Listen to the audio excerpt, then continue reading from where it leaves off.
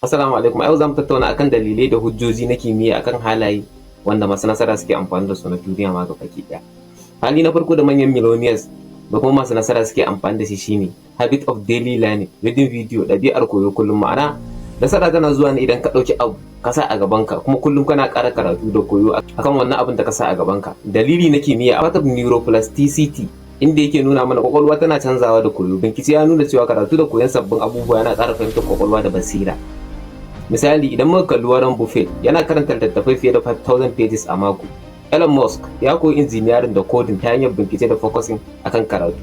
Inda binciken Tom Cole ya nuna yawancin millionaires masu kuɗi na duniya suna da daily learning habit, wato ɗabi'a ta koyon sabbin ilmummuka kullum, saboda idan suka tsaya da iya abin da suka sani za su waye gari su ga an bar su a baya.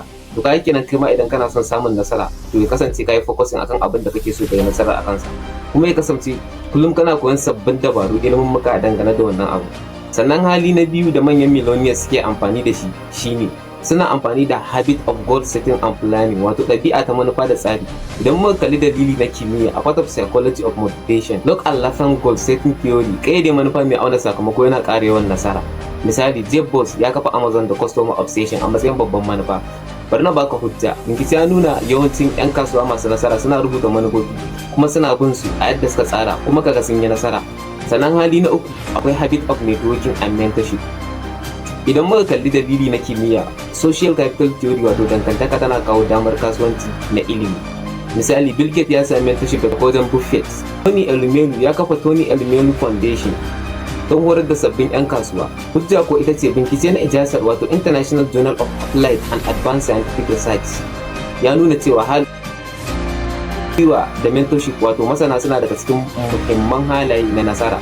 Hali na hudu da manyan millionaires ke amfani da su sune resilience and adaptability, wato stress inoculation theory, ma'ana juriya da daidaitawa. Suna taimakawa wajen shawo kan matsaloli.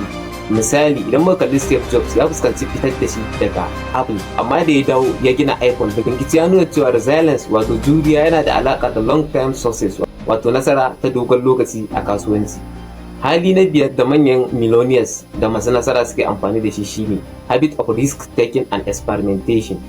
Idan muka kalli dalili na daga ilimin kimiyya, prospect theory, mutane masu nasara suna ɗaukar haɗari mai lissafi. Misali, idan muka kalli Richard Branson ya kafa Beijing Group ta hanyar gwaji da sabbin kasuwanci. Hujja kuwa ita ce bincike ya nuna yawancin masu nasara suna yin calculated risk. Sai hali na shida kuma na ƙarshe da manyan millionaires kuma masu nasara suke amfani da shi shine habit of discipline and consistency, shine kullum abin da muke magana a kai.